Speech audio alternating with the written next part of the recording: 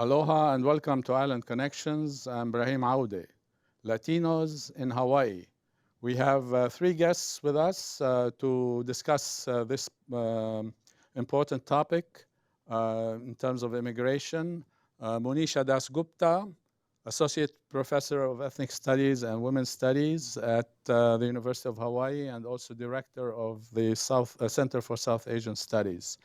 Also, we have Jennifer Jung, Staff Attorney, Hawaii Immigrant Justice Center at the Legal Aid Society of Hawaii. Welcome, welcome. And Sue Haglund, she's a lecturer in public policy at the UHM Honors Program and also a doctoral candidate at the University of Hawaii Political Science Department. So welcome, Sue. Okay, maybe before we start, this group that we're talking about, or these groups, we call them Latinos in Hawaii. We call them sometimes Hispanics. We call them, other kinds of names to try and figure out who they are, and we can identify them. So, what is problematical, Sue? I would ask you about Latinos in Hawaii or Hispanics in Hawaii. What that leaves out, what that brings in? Well, I think it's more of history of terms of, especially the meaning of Hispanic, come from Hispania, and knowing that Latin America is a mixed heritage versus what's always promoted is that you have one classified group as Latino, but it doesn't address the ethnicity of that group. What is a Latino? A Latino could be an Asian person. A Latino can be a person of African heritage or a person of mestizo, indigenous and Spanish heritage, or a combination of all four, or even Middle Eastern. So the terms of Latino and Hispanic really becomes the preferential terms of identity, politics, and representation.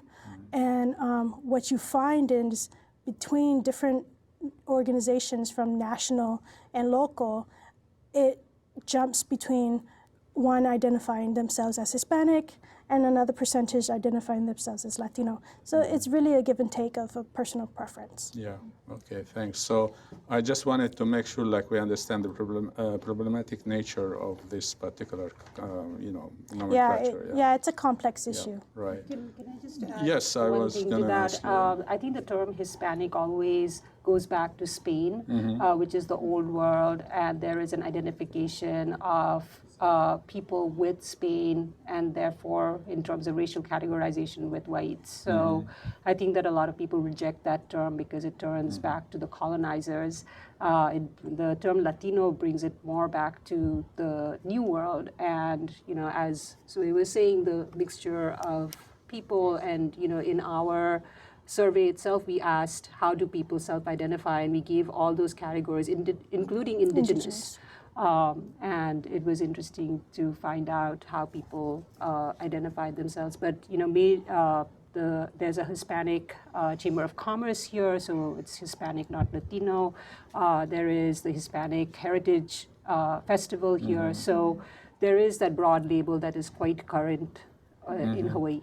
Yeah. Similarly, I might point out, when I teach about the Middle East, so to speak, there's always the problem. What is the Middle East? It's the same thing, Yeah, so I just want to bring that one thing out because I also know Jennifer, she is working with the Hispanic. Yeah, so the project that we have right now with the Hawaii Immigrant Justice Center is called the Hispanic Family Violence Awareness Project, and it's kind of been created with input and valuable information from our community members that make up the Latino population here and the Hispanic population. Yeah. So anyway, having made having clarified the situation or not clarified the situation, we can proceed from now. So. Monisha, I wanted to ask you about the topic that we want to be discussing now in terms of immigration, etc. And specifically, we can start with the project, the research project that you had with regard to the Mexican community in Hawaii. So would you say a quick thing about it, and then we can go and look at certain segments of that particular event that happened last semester.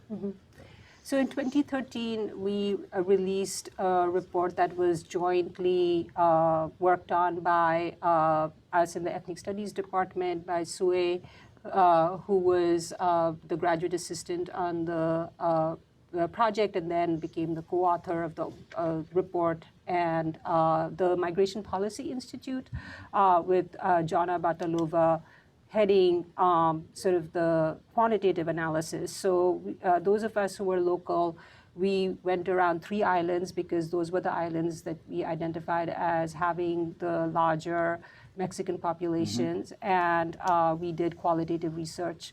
To go back to the history of the project, it started in 2010 when we applied for a grant from the Mexican government to actually do some research on this community and basically learn who were in this community, what were their experiences, because that was what was partially the mandate of the people who approached us from the Mexican consulate in order to do the research. So as you know, they first approached you as the chair of the Ethnic Studies Department to learn about the Mexican community here in Hawaii. And when we told them that we really don't have any kind of reliable data that is recent, we then started to craft a research project, and we crafted it in the broadest possible way.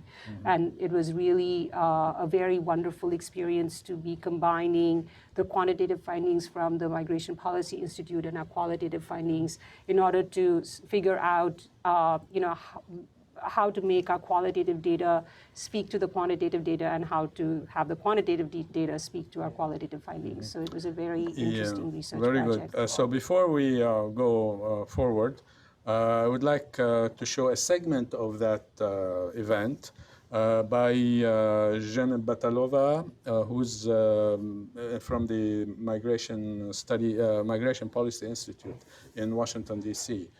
So we watch that one. It's about a minute, and then we can talk from there.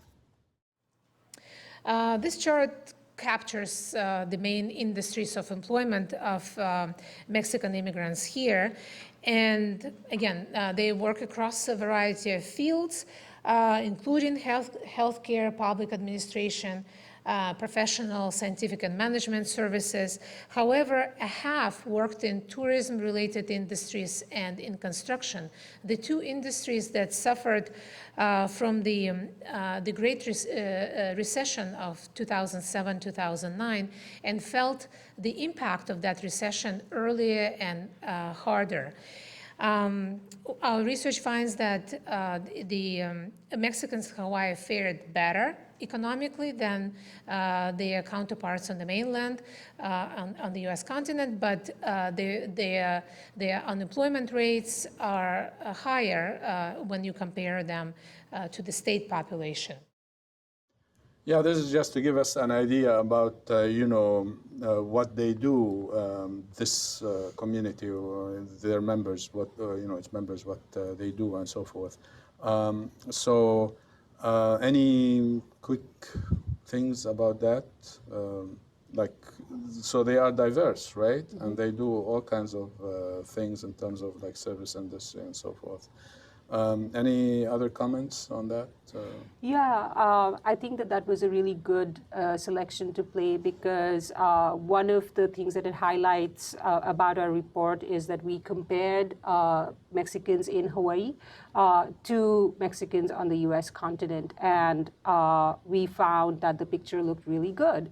And then when we started to make the comparisons between Mexicans in Hawaii to other groups in our state, other ethnic groups in our state, then we realize that their integration story is not quite as sanguine as it looks. The second interesting thing is that that they are overrepresented in, just like Micronesians or Filipinos, in the service industry and in construction. So they work shoulder to shoulder with these groups, and there are both alliances and tensions as a result of working together with these ethnic groups in these sectors. So they are not segregated. They don't work in segregated workplaces. And the third thing is that across the board, during our fieldwork, our participants really emphasize their contribution to the economy. And when you look at that pie chart, you see, how varied they are in terms of class, in terms of occupation, and that means their varied contributions to all these sectors. Before we go to more discussion, I want to play another segment where Sue was talking. So we play that because it talks about a number of things that we can integrate into the discussion. It's based on the results of 35 qualitative surveys and 27 in-depth interviews with Latino and non-Latino community members, leaders, professionals, and service providers. We collected this data between September and November 2010 on 3 islands across the state: Oahu, Maui, and the Big Island. The 3 components, as you see on the screen behind me: participant observation, surveys, and the in-depth interviews. Yeah, so just to give us an idea what the questionnaire were and how many interviews and all that. Would you want to say something more about that? Well, I think being able to collect those data in a variety of forms really helped contribute to paint a fuller landscape picture of what the community actually looks like, different to what's portrayed in numbers in terms of graphics. And it also speaks to, especially the in-depth surveys. With the surveys and the interviews, you have this talk story conversation with participants, and you begin to hear stories and obstacles that they've experienced. And some of the themes that came up were themes that were open-ended, such as language access, driver's exams, being able to take those driver's written test exams in their particular language, or even the lack of access to English classes. Yeah, and there's all kinds of social problems, involved with this community, just like in any other community. And I know, Jennifer, you were doing something with regard like problems, social problems, including like harassment and other things. So could you say something about what you do and how you find if there's a difference between these kinds of problems in the Latino community, shall we say, and the regular society? Right. So the project does focus on domestic violence issues, but that also encompasses sex assault within that, and also other crimes like human trafficking. So it's not just limited to domestic violence. And one thing that whenever we do trainings, we do like to emphasize that domestic violence isn't just particular problem to the Hispanic community or Latino community, but it crosses the board between any group in America. And so it might take on different appearances, or there might be particular barriers to that particular culture based on whatever immigration issues that might be at play, or even cultural and family values and ties that are at play. But that's where we really try and engage the community through community navigators and through advisory councils to help inform us, because they are the experts of what issues they directly struggle with. And so we try and listen to them directly and have that to directly guide our project in terms of how we can best reach out to the victims and to overcome some of the barriers that they're struggling with through isolation. And a lot of times it's fear of deportation, fear of speaking up, fear of coming forward to law enforcement, whether that is at play with maybe fears from their home country, maybe discrimination they've experienced within America. And so we try and take those barriers and take practical steps to overcoming them directly through informing them of particular immigration remedies that are available to them in the immigration laws in our country. that speak directly to victims. Yeah. So like these social problems, what they tell me in a sense is that this community is really integrated in the larger society on the one hand, and yet they are not integrated when it comes to discrimination, etc. So there's so much discrimination against them. So what I want to do now before we go forward, play another segment where Monisha is talking about some of those issues, and then we can move forward. So we'll go to Monisha's.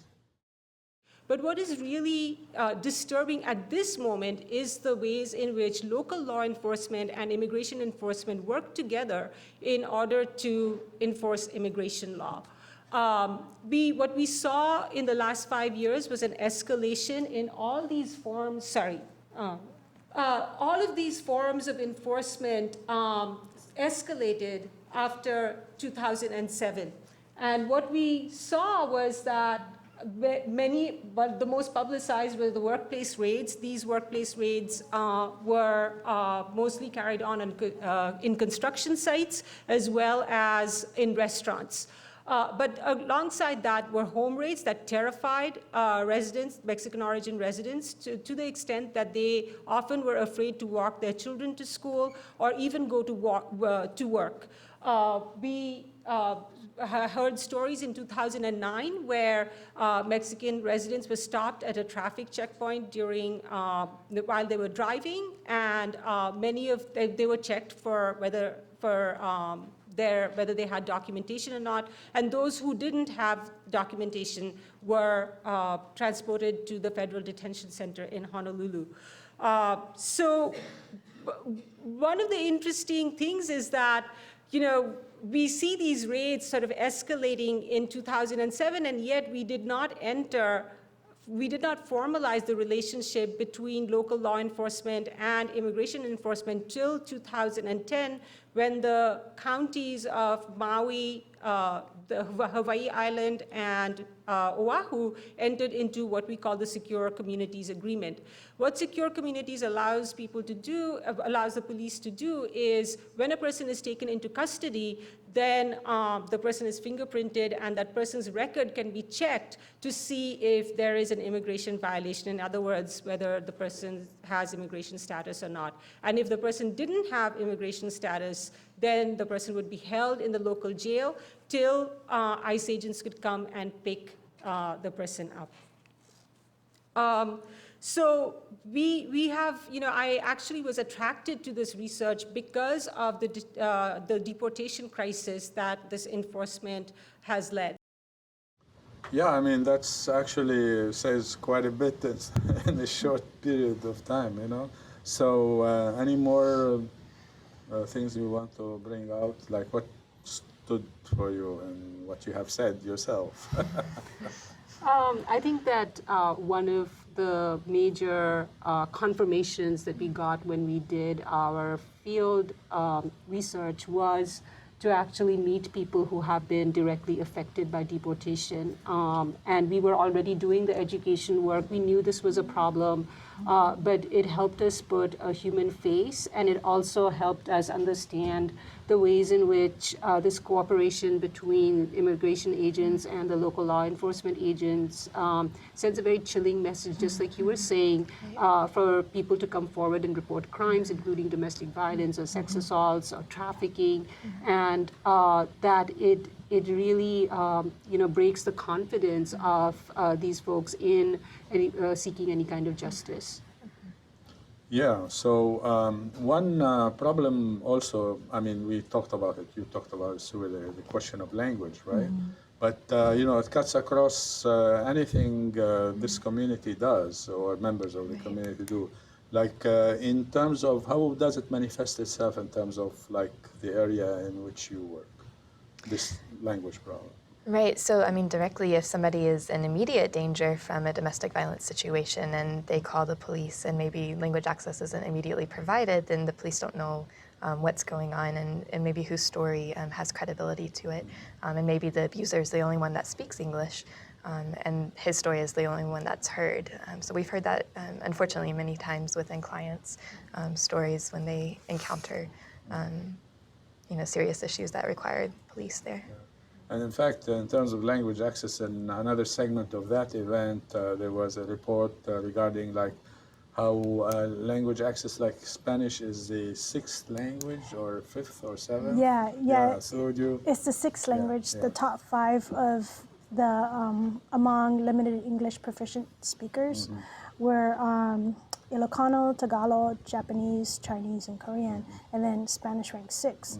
So here you have a community, and if calling law enforcement or even being processed in the justice system becomes a whole different world, and an isolated world itself too, because when you are trying to call interpreters, it becomes problematic because you're trying to figure out, are those who are being called to interpret for that particular client, are they certified or are they not? And that becomes very problematic too, because you do have certified translators in these languages.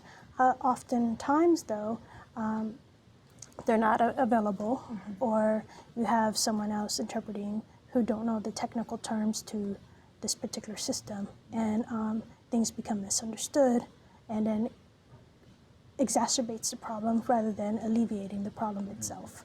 So the importance of language access and access to available, ready, hands-on interpreters is key to addressing this gap of community between law enforcement and those who are in need of those assistance. Yeah. Well, I mean, someone who's looking at this and finding that there's all kinds of budget crises in the United States and Hawaii, so say, well, why should we care about these guys? I mean, so what would you say to that? My first answer is that you have a mixed status family in terms of citizenship. Every state here in these United States have some form of mixed status citizenship family, those undocumented with those documented. And so my first answer is, those are voters. You have undocumented families living with their relatives who are documented. And those are the voters that count in bringing these issues forward. And that would be my first answer. Second answer is that the availability of language, especially at the state level, is set on paper. Ideally, this policy looking very fabulous and we're addressing the issue does not convey in practice. And so I think the problem with that is you have policy being made on paper, but policy being implemented not. So that creates a problem in itself also. Jennifer, would you want to add to that from your experience in that area? So, I mean, language access in general is just such an important topic, not just to point fingers at law enforcement, but for all social service agencies, whether that's legal aid or whether it's the domestic violence shelters that we refer to. So ensuring that we have readily accessible interpreters and translators even to convey the most important messages not only helps our immigrant families here, but it also on the broader scale helps all of our citizens because it creates a safer environment both for the immigrant population and also the overall population as a whole, because the abusers that victimize our immigrants don't just always stay within the immigrant population. And so if we can make it safer for them, it's ultimately safer for the rest of us as well. Yeah, and also why discriminate against Spanish-speaking people if you have like language access to other kinds of languages and communities, right? So that's probably another thing. But also like they are, from the report that I was watching, it's like 40,000, right? Mexicans, right? I mean, but we're talking about the other Spanish-speaking populations as well. Yeah, 20,000 plus. You have like, because even the figure like from 1990s was 100,000, so 120,000 plus. But also, this take Mexican immigration. people think, oh, they just came over like last week, you know, or 5 years ago or something. But the report says otherwise, actually. Would you? Yeah, I just want to quickly Sure. just add to this really great discussion on language access and just elaborate on the very important point that Sue brought up. It is actually federal law as well as state law that we provide language access. So it's not a matter of whether we have money or not, it's the law. So I think that's what people forget, that this is provided by law. And, But we can change the law. yeah, we can change the law, but that would take a lot, especially the federal law. But worse has happened. But the other thing is, you know, this is where the rubber hit the road as such with our research, because when we were doing the quantitative analysis, it seemed that, oh, you know, Hawaii, you know, 9 out of 10 Mexicans in Hawaii are citizens either by birth or naturalization, and they have very high English language proficiency. So why are we complaining about language access issues? You know, so there's a mismatch between what we're hearing from our participants and what we are finding in the statistical analysis.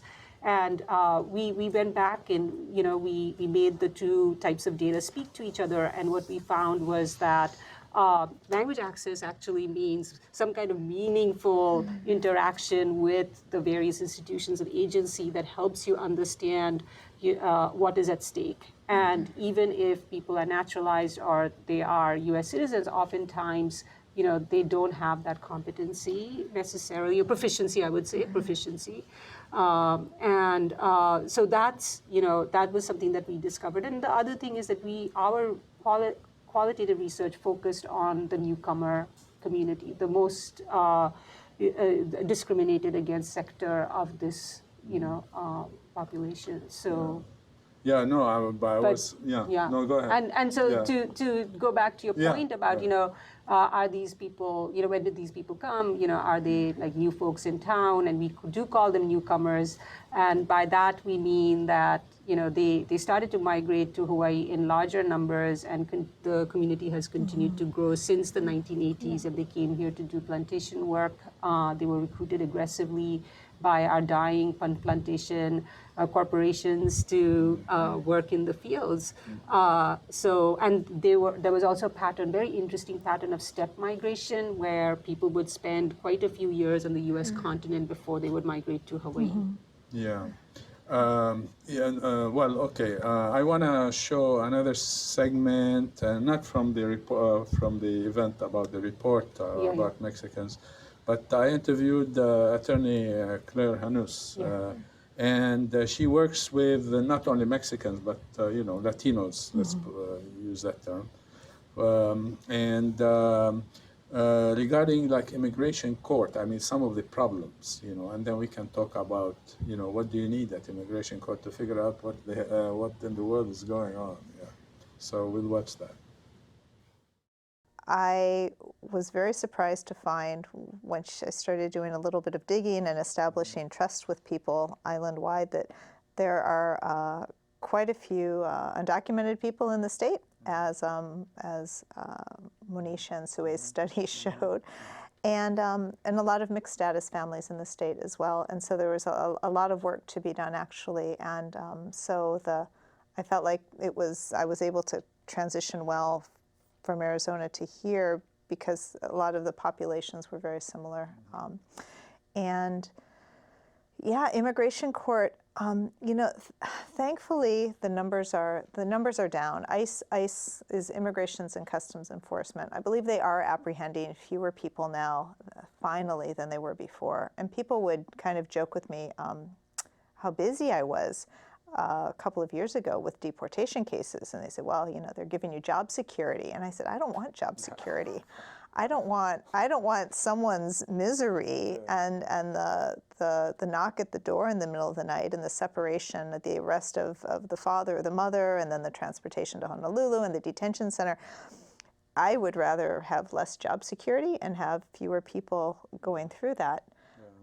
There are still, but every Monday and Wednesday in immigration court, it's called master calendar hearings, and there are people there who are making their first appearance in front of the immigration judge. It's definitely a cross section of people, but there are quite a few from the Americas represented there.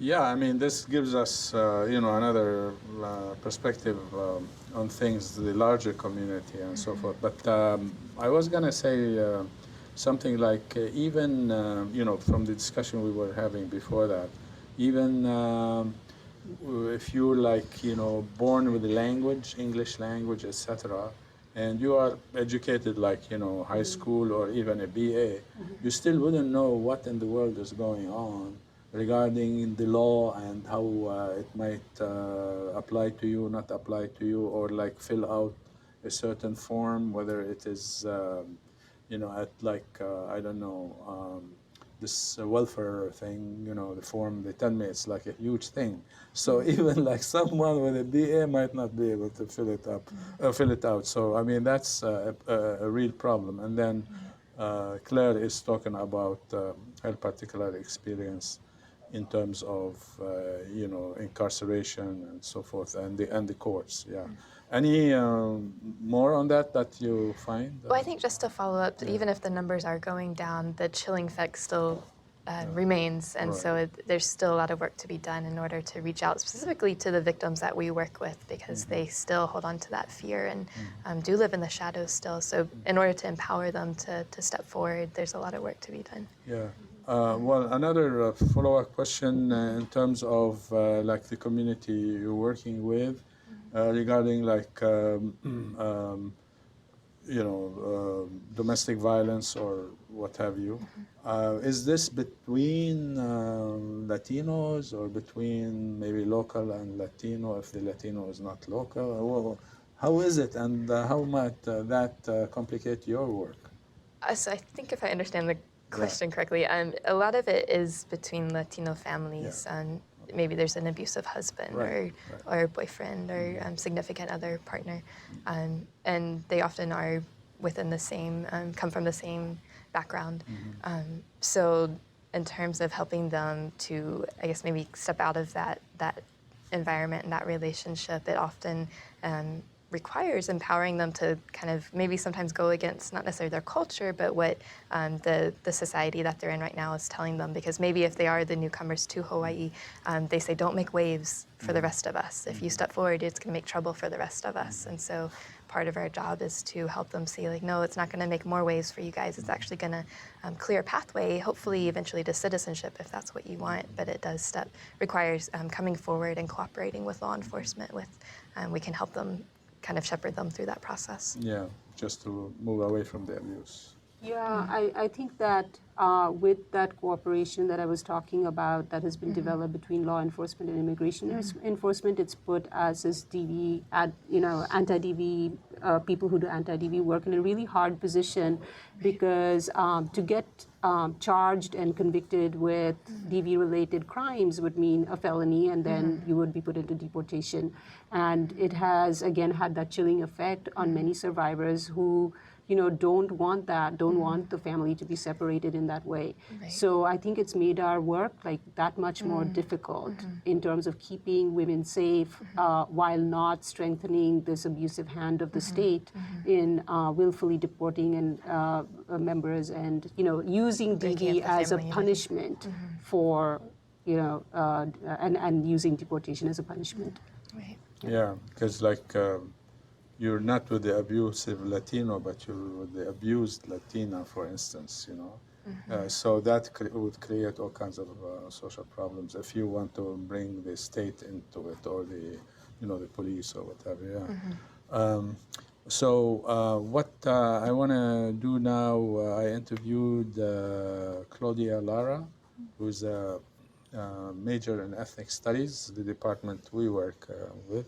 And she gives us like a human face on the report, shall we say, and how it is to be, someone, Spanish-speaking individual in Hawaii. I was recently hired this semester as a program assistant for Latino student outreach and also for undocumented student outreach. And I think that essentially that position was created out as a response to the recent survey that was done through UH and at the Ethnic Studies Department on Mexicans in Hawaii. there was a need and it was obvious, and so this position was created. So essentially what it is I do is I just go into the community and I talk to students and at the different churches where I know that there's a strong Latino community on Oahu, and I've given like just short little presentations, and we have received phone calls and people who are interested in applying, and it's been a really cool response. So what we do in FACE is I'm a part of a task force that is known as HCIR, so the Hawaii Coalition for Immigration Reform. And HCIR basically works to pass legislations in Hawaii that are for the immigrant community here, and as well as pushing for federal immigration reform. So right now, specifically, what we've been working on is the Safe Drivers Act. So essentially it would allow for immigrant people in Hawaii to attain a driver's license, and it would, of course, make the road safer because everybody would have to take this driver's test, and it would also just make it a lot safer for communities, immigrant communities, to get around. Sue, safe driving and driver's licenses and all that.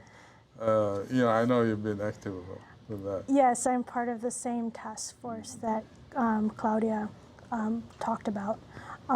Currently, the two bills she was referring to were both written both in the House and the Senate, HB 1673 and House Bill HB, and Senate Bill SB 2935, Senate Draft 1. And what happened was the House decided not to hold any hearings on it because the Senate was already had a joint scheduled hearing, and it passed through that first joint hearing, and it passed second reading and was referred to the Committee of Judicial. And as of our current legislative session, it's dead. Today is actually crossover, and if any bills have not been heard last week and haven't made to the reading agenda today, are dead for a session. Yeah, crossover meaning? Meaning that Senate bills will cross over. Yeah, because we have the two chambers. So any House bills will cross over to the Senate side, and any Senate bills will cross over to the House side. And the process starts all over again. But currently, that policy, which is much needed here in the state, that legislative measure is no longer alive. But that doesn't stop the momentum that we need for such a policy to be placed. Because I know Claudia referred to the road safety, but we're also talking about public safety issue too. Yes, it's a public safety as far as tested, trained, licensed, and accountability. We're also talking about road safety, to have those who are driving be accountable in buying insurance. Therefore, you will reduce the uninsured motorist population and create a safer pathways for all Hawaii drivers. Yeah, and in fact, you contribute to the economy by having more people having more insurance. Right. So yeah, anything, Monisha? I think that one thing that all of us are probably very aware, to just quickly elaborate, and so you can add to this on the point that you were making about why it is so necessary in our state. We are an island state. People have to travel from island to island, and they need to present a driver's license because that's the most recognized and valid piece of documentation. And we have met so many people on our neighbor islands who have not been able to travel for health needs or even to adjust, file papers or adjust their status with the USCIS, which is get their fingerprinting done with the Citizen and Immigration Services, Citizenship and Immigration Services, who cannot fly from one island to the other. We also, in places like the island of Hawaii or on Oahu, people feel isolated because they can't go from one place to the other to attend a Spanish-speaking church service or to get together with their communities. And we are really isolating people because we are denying them driver's licenses. And as you know, with your work with ACLU, this is all to line our state guidelines, line up our state guidelines with the USA Patriot Act, and ACLU has made a very strong case as to how it violates civil rights. Yeah, it's that's I mean liberties, civil liberties, etc. are violated. So there's discrimination right there. The law discriminates. So it's institutional discrimination, racism, basically. Yeah. Since you're an attorney, so do you have something to say about the discrimination part of it? Well, just anecdotally, like for our clients, in terms of the importance of that issues. A lot of them, as we mentioned earlier, do come from mixed status families, and so maybe the importance of taking your children to school, something as simple as that, but it's a daily act that affects a lot of people, or grocery shopping. A simple act like that can be greatly impacted on whether or not they do have a driver's license. So the importance of that rings true for a lot of our clients that we deal with on a daily basis. Yeah, and there's another wrinkle now added to it from like a year ago or something. You have to have like either passport or or birth certificate or whatever. So if your birth certificate is in Oaxaca, in Mexico, so what are you gonna do? I mean, they already know that you are probably, undocumented. For Right. instance, I mean, yeah, and that was the argument from the opposition regarding SB 2935 and HB 1673. The opposition, one main argument was that if such legislation were to pass, it wouldn't comply with the federal law that Hawaii already transitioned to. And therefore, some commented saying, well, because it doesn't comply with the Department of Homeland Security's federal provisions, therefore we shouldn't allow them to have, them meaning undocumented persons, we shouldn't allow driver's license for that community. But the real argument was they also wanted to control the mobility of this community, because based on fear tactics, you had all law enforcement from all different islands, from Oahu, Kauai, and Maui, sending oppositional testimony, and those testimonies were the same. It was, because we can't regulate their travel, and this will allow them to travel even beyond Hawaii, and let's amend this bill to become what we call marked driver's license. And then that opens another whole can of worms. And all it does is, again, it doesn't alleviate the issue. It just exacerbates the issue. Yeah. And by doing that, it contributes to the discrimination of if you're pulled over and you have a marked driver's license. Yeah. That automatically could start the process of deportation. Yeah. This actually criminalizes or helps criminalize a whole community, an entire community. Yeah, if I could just make another comment too. One thing a lot of us don't realize until you start practicing immigration law, or if you're helping maybe a family member or a friend, is that the process of going from undocumented to documented can be a very long process. So even if somebody does have a very valid claim to get documented status, it can take over a couple of years sometimes. And so just realizing that there are those gap victims out there that have to wait in limbo. And can I just add one more piece to that, is also healthcare. If you are in a car accident, right, the first responders, if you don't have any form of identification, you become unknown. So having a driver's license, preferably unmarked, allows the identification of such victims in these, God forbid, having an accident, but having these sections. Yeah, good. Since we're talking about Latinos in Hawaii, not only Mexicans, for instance, and all these things relate to not only Mexicans, but I interviewed Carolina Torres. She's also a major in ethnic studies, but she's originally from Peru. So we'll watch that and we'll go from there. I'm originally from Peru. I was born there. My family and we moved to the continental U.S. when I was about 7 years old. We entered the country undocumented through the border. And I guess that is the reason why I became interested in this issue, because I know I grew up with many of these issues affecting us, but I wasn't very aware of it. I just thought that's how life was supposed to be. After taking ethnic studies, I understood all these things that happened in my life was because we came from another country, because we were undocumented. Things like owning a house, buying a car, or just having that stability in your life. We lacked all of those things because we entered the country undocumented. And it wasn't until recently that I asked my dad about his own immigration story, like how did he come? Because he came before my mom and I.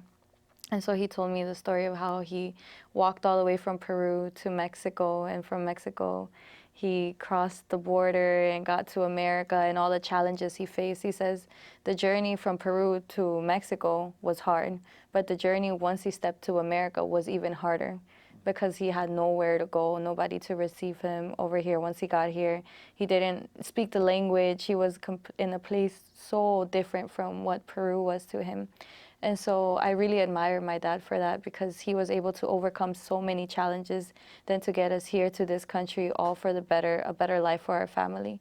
So I look at what my dad has done for us, and that is what I want to do for my communities, help them out through these things. Because I know it's not easy, and I know the kind of traumas that can come from all of this. So I hope that one day I can become an immigration lawyer. There you go. But this puts a human touch on what we have been talking about. Yeah, I mean, it's amazing. And it's like in terms of education, safe driving, access to healthcare, access to like buying a house, all kinds of stuff. I mean, there's so much discrimination against these communities, actually. Yeah. Anything anyone wants to bring up on that before? You want to? No. Okay. So what I want to do is go to another segment from Claire Hanou's interview. We'll do that. It's interesting when I get a call from a family member and say, oh, my husband's been, or my wife or my son has been arrested, and they're in the federal detention center, which is located right next to the Inner Island terminal at the airport. I always ask, well, how did ICE find them? And oftentimes, not all the time, but oftentimes it's because of something really, really small, a traffic stop sign violation, for example, or someone being accused of not putting a turn signal on. And that one encounter with ICE spirals into the person getting stopped, asked if they have a driver's license, asked if they have insurance. Of course, if you don't have a driver's license, you don't have insurance. More questions come after that. Then the police officers, they don't have to, but they'll usually call ICE. And then one thing really leads to another.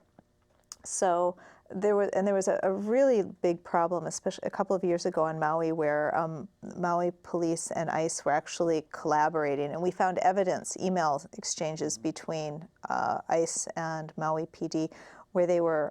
It was definitely racial profiling over the course of one weekend, and they stopped many, many people. And I got all these calls on Monday morning from people who were really panicked, and there was a if you smell a rat, it's usually a rat. Well, there was a rat. And I worked with the ACLU on filing motion to suppress cases, or motions to suppress in those cases, basically making the argument that the information that people gave up to ICE that put them in deportation proceedings shouldn't be used against them because it was illegally obtained. It was unconstitutional. We were unfortunately unsuccessful in all of those cases. However, we really we had a spotlight shown on those activities, and I think it really gave notice, especially to City and County of Maui, that they can't be engaging in these kind of activities. Well, there you go. Any comments on what Claire was talking about? I just think it goes back to what Monisha was talking about traffic checkpoints. Yeah, it reinforces that. Yeah, the and racial profiling. Right. And go ahead. I mean, one of the things, just hearing Claire and hearing Carolina's really powerful story, and all the conversation here. Something that I really want to say to people, that even if we always are not successful in passing the laws that we want to. We have had a few successes that are quite major. What it does is that it brings attention to the community and it empowers the community to organize itself, because we can change as many laws, but one of the things that we found in the study, and this also corresponds to the study that Kyle Shinseki did in the 90s, the late 90s, is that there has to be organizing infrastructure within the community, and that is the pushback that we need to. So even though Claire didn't win those cases and ACLU didn't win those cases, it raised a certain kind of awareness that alerted these folks that we are watching. We are watching what is going on, and we are not going to accept it without a challenge. Yeah, and in fact, talking about how wonderful Carolina's interview was, her testimony, so to speak, we go to Carolina again. Last year, we were working on a policy to try to get undocumented students in-state tuition. And the way we did that was by gathering petitions, support letters from community organizations, community leaders, staff on campus, professors, departments as a whole, RIOs. ASUH passed a resolution saying they supported the movement to get undocumented students in state tuition. GSO also presented a support letter in favor of this. And then we had to go present all this paperwork to the Board of Regents. It took a couple meetings with the Board of Regents, but I'm glad to say that it successfully was passed. And now we are working on the implementation of the policy to get undocumented students in state tuition. Right now, I am working with La Raza Unida, which is a Latino organization on campus. They're taking the lead on the implementation of the policy, and we are just there standing as allies in case they need anything. We want to be there. I think also because we speak Spanish, we're able to communicate with the Spanish-speaking community. But I want to point out that the undocumented population in Hawaii is very different from what is painted as in the media, where it's like they say it's the majority of Latinos who are undocumented, but in Hawaii it's actually mostly the Filipino and Chinese community who hold a higher percentage of undocumented people. So we're trying to reach out to that community as well. Yeah, I mean, this is wonderful, what they're doing. And before we discuss this, I want to go to Claudia's, segment of the interview, because she's talking about building alliances with other groups, not only Latinos, etc., within the university and also the larger community. So we watch Claudia's, and then we'll discuss. I think it was in 2012. The statistics was that there are actually, as of now, I'm pretty sure 2% of the campus is actually Latino or identify as Latina, Latino. So roughly that's about, I think, 300 to 400 students. And it might not sound like a lot when you look at it in regards to like the entire student body, but that is a significant group of people who feel like they don't necessarily have a place in Hawaii, and who a lot of times are coming from very close-knit communities and feel like there isn't so much support, there isn't the ability to like share the language and the culture. I think building alliances is absolutely important, especially with the kind of work that we want to essentially do with La Raza. Right now, we're really in connection with ESSA, so the Ethnic Studies Student Association. TASO is a Samoan organization on campus, and we want to make connections with the different Filipino organizations that we have on campus as well. And because essentially it's about building community, and a lot of these issues of immigration and education do affect other minorities in Hawaii and other immigrant groups in Hawaii. Yeah, I just wanted us to show that, people are being active here. And also, actually, Claudia was talking earlier about, her work in the community beyond the university, like with faith action, something or another. Yeah, equity, yeah. So that's good, like in terms of building alliances, reaching out, and that this kind of thing, discrimination is not only against Latinos, but against like Samoans and even Hawaiians who are not immigrants. Yeah, right. So We have a similar project with the Chukis family. Chukis, yeah. Family Violence Awareness Project. Yeah. So yeah, there's a lot. In fact, there's a lot of discrimination against Micronesians in quotes, and in fact, one person was telling me today. Because there was this thing on campus, a symposium about like Micronesians and so on, was a wonderful thing. I was able to attend for like an hour, 45 minutes. But one of the people there, she told me that in fact on 98.6 radio, they were making jokes about the Marshallese. Did anyone hear that? But she said like it was incredible. So I just wanted to bring that one up to show that it's discrimination and stereotyping of all kinds happen. Local radio stations across the U.S. has a tendency of making racial jokes and ethnic jokes, and Hawaii is prone to that. And I just think because Micronesians are the newcomer groups. Before it was the Filipinos, before it was Portuguese. There has been a lot of racial jokes on air with local radio stations that it's become normalized. And I think if you denormalize it, it will open that, it'll create a trade-off of equity and reduce discrimination. But until we denormalize those type of behaviors, it's really difficult to address. So I didn't ask the question is, okay, why do people move from one place to another? I mean, like from, say, Mexico or Peru or Bolivia or wherever, and they come to the United States, including Hawaii. I mean, what is it that makes them come over here? Is it, Monisha? You should know the answer to this question. Well, I think that this is where we shift the paradigm in ethnic studies, Right. where, we really ask people to look at the structural forces at play.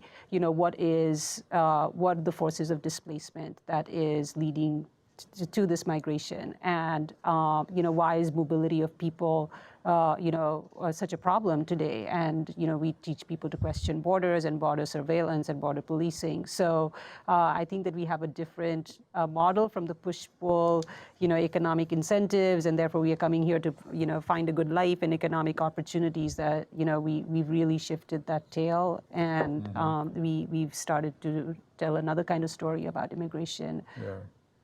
Yeah, I mean, Jennifer, anything? Well, I mean, part of my role as an immigration attorney, when we work on the applications to immigration, we often have to include what's called a declaration from the client. And so we do have to ask them some of those questions. And I mean, a lot of times the answer is as simple as, the concept of the American dream, and that this concept of freedom and a better life for them, not only themselves, but more importantly, their children. And unfortunately, that sometimes doesn't become a reality when they're faced with all these stereotypes and discrimination and excessive hurdles they have to jump over. Yeah, but as Monisha, and that's why I asked the question, to look at the structural problems, in terms of foreign policy, U.S. foreign policy, et cetera, and multinationals, et cetera, and so on. But before, go ahead. And not only structural, but you're looking at cultural violence too. Yes. The regions where they're coming from, especially Latin America.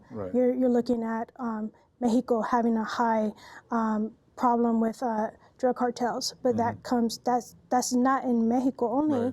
You find it in Argentina and other places. So I think that also provokes the migration. Okay, one last thing before we wrap it up. Somebody who wants to access your report, where would they go? It is available on the Migration Policy Institute site. Migration Policy Institute. And if they do Mexicans in Hawaii. The link will come up, and it is downloadable. And I just want to emphasize as we're wrapping up that the point of doing the report is to generate new research and to make sure that we actually implement policies that address the problems that we have identified. That's the point of the report. Absolutely, very good. Thank you very much for coming all. And we'll see you next month. Aloha, mahalo.